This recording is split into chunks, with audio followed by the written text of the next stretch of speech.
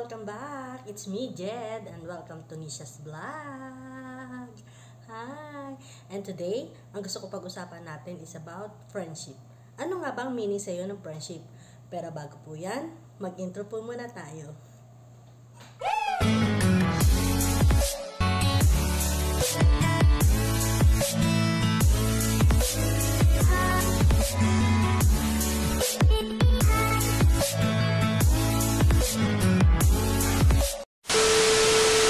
And guys, shout out po sa nag-request ng Real Talk is Thrill, ang kaibigan kong si Maring Rosel Libre at ang aking pamangkin na si Dylan Kervin. Request po nila sa akin, i-real talk raw po ang friendship. And guys, ano nga ba ang friendship? Pagkakaibigan. Kumbaga, kung iisipin mo, napakasimpleng salita pero napakalalim ng kahulugan. Meron ka bang kaibigan? Tunay na kaibigan? O plastic na kaibigan? Marami tayo niyan. Sa akin, dalawang klase ang uri ng kaibigan. Kaibigang hihilahin ka pataas at kaibigang hihilahin ka pababa. Paano mo naman malalaman kung ang kaibigan mo hinihila ka pataas at yung isa naman na kaibigan mo hinihila ka pababa? Guys, sa positive muna tayo. Kaibigang hinihila tayo pataas. Paano natin malalaman kung ang kaibigan natin hinihila tayo pataas or gusto niya ma-achieve natin yung mga pangarap natin? Ito yan. I-explain ko po sa inyo. Once na nakarelate ka or naka-encounter ka na kaibigan mo na syempre pinagkukwentuhan mo ng mga pangarap mo, ng gusto mong ma-achieve sa buhay, nakikinig sa'yo. Pinakikinggan niya at sasabihin niya sa'yo kung tama ba yung magiging desisyon mo o mali. Kaibigang walang iwanan. Yan. Masarap yan. Masarap magkaroon ng kaibigang hindi ka kayang iwan. Sa hirap man o sa ginhawa laging nakaalalay sa'yo. Paano mo malalaman kung ang kaibigan mo hindi ka kayang iwan? Yung bang sa gulo nandyan siya at hindi ka niya iiwan? Or may problema ka nakaalalay sa'yo? Sa akin, masarap magkaroon ng kaibigan na kaya mong i-express o sabihin lahat ng hinanaing mo sa buhay. Normally yan Lahat tayo may mga kanya-kanya tayong kaibigan na sinasabihan natin ng mga problema natin. Ngayon, doon tayo humuhugot or kumukuha ng maaaring maging solusyon sa mga nagiging problema natin. Napakasarap magkaroon ng kaibigan na ganyan, di ba? Yung laging naandyan, handang mag-advise, handang makinig, handang tulungan ka sa abot ng makakaya. Asarap nun, nasarap magkaroon ng kaibigan ganun. Ayan, di ba? Asarap talagang mapakiramdam na may kaibigan kang yung kaya kang damayan, meron ka man o wala. Di ba? Napakasarap ng ganun. Yung nagkakaroon tayo ng ambag-ambagan, di ba? May outing, yan. Wala kang pera. Di ba? Diyahin naman kung sasama ka tapos wala kang pang-ambag. Pero kung yung mga kaibigan mo naman na tara sumama ka, walang problema kahit wala kang pera. Di ba? Ang sarap ng mga kaibigan ganun, yung handang magsakripisyo para sa'yo, para maging kompleto yung pagkakaibigan ninyo. Ang sarap sa pakiramdam din na yung kaibigan mo nalalapitan mo. Tapos, paano yung ba nasusukat yung kaibigan? Diba? Kapag ba natulungan ka at napagbigyan yung tulong na kailangan mo, kaibigan mo na sila. Gano'n ba kalalim sa inyo ang salitang kaibigan? Sa akin kasi, hindi ko sinusukat kung ano yung kaya niyang itulong para sa akin. Sinusukat ko yung lalim ng pagkakaibigan namin. Yung tipo bang sikreto ko, kaya niyang itago. Ganun yung pagkakaibigan sa akin. Yung bang problema ko, hindi mo na ikukwento sa iba. Kasi, pinagkatiwalaan kita Kaibigan kita di ba? Masarap magkaroon ng ganung kaibigan. Yung, pinakikinggan ka niya, pero hindi niya na kailangang ikwento sa iba yung mga hinaing mo o problema mo. Diba? Ayan guys, iyan lang yung mga ilang kaibigan na hinihila ka pataas or something na kaya kang dalhin at tunay mong magiging kaibigan. Ngayon, gusto kong i-share naman sa inyo, paano mo ba malalaman na yung kaibigan mo hinihilaan naman pababa? Ayan, marami tayong plastic na kaibigan. Ano yung plastic? Yung ang ganda-ganda ng harap sa'yo.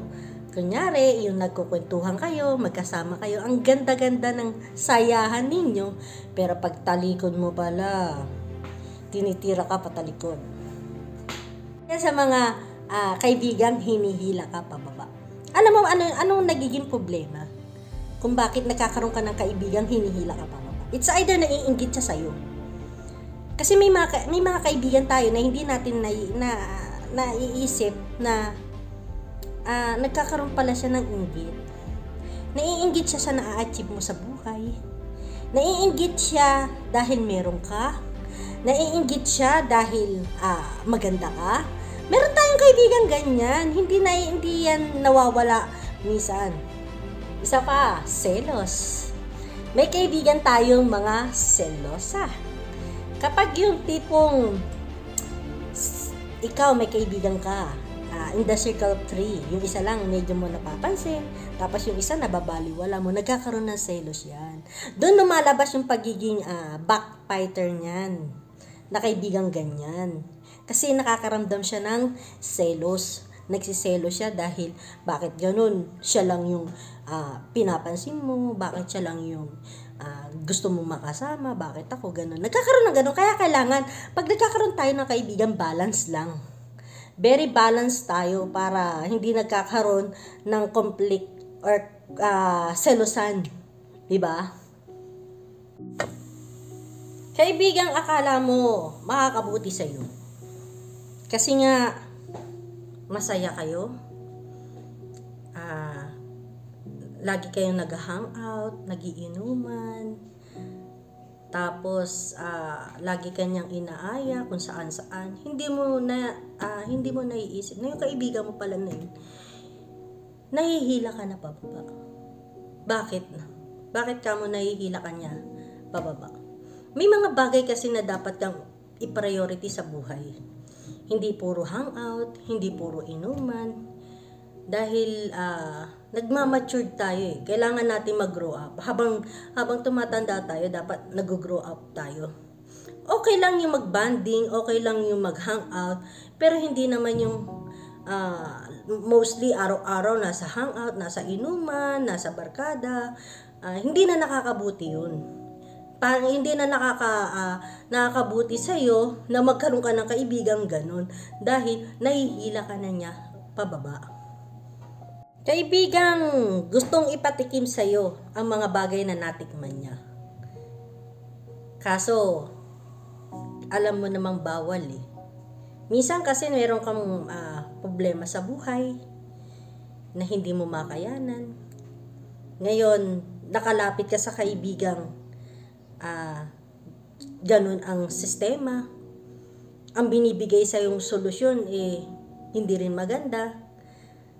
Kaya minsan, nagkakaroon ka ng hindi magandang buhay dahil nakaka-encounter ka ng kaibigang hinihila ka pababa. Masakit isiping ganun ang magiging buhay mo kasi yung kaibigan mo, ganun ang buhay niya, gusto niya, yung sa'yo, ganun din. Ayan guys, sa akin bilang advice sa isang tao or sa isang kaibigan, meron ka namang choice para makapili ng tamang tao na kakaibiganin mo. Yung taong handa kang tulungan, handa kang damayan, laging nandiyan at makikinig. hindi man pinansyal, spiritual. Kailangan siyempre yung kaibigan kaya kang mahalin. Ang kaibigan kasi parang relasyon din yan. Di ba? Kailangan iniingatan mo rin yan. Pinahahalagahan. Tulad ng isang relasyon. Iniingatan, pinahahalagahan para magtagal ang inyong pagiging pagkakaibigan. Sa mga kaibigang namang humihingi ng tulong sa kaibigan niya, sana din minsan maging malawak ka rin, na hindi porket hindi ka natulungan ng kaibigan mo, isasama na ang loob mo at ituturing mo na siyang hindi kaibigan. Isipin mo muna kung bakit hindi siya makatulong sa'yo sa oras ng kailangan mo. Diba? Huwag kang bumase sa ganun. Huwag mong ibase sa pagkakaibigan ninyo na kaya ka lang niyang tulungan. Ibase mo ang pagkakaibigan nyo dahil nagmamahalan kayo at handa kayo na sagipin or nagkakapit-kapit kayo para sa kaiuunlad ninyo. Ayan guys, sana may natutunan kayong kahit konti sa aking Real Talk is Real. Ngayon, don't forget to subscribe Danisha's Vlog, comment, share, and click nyo na rin po yung notification bell para lagi po kayong updated sa mga video namin. Salamat po sa panonood at shoutout po sa mga kaibigan ko sa Pilipinas.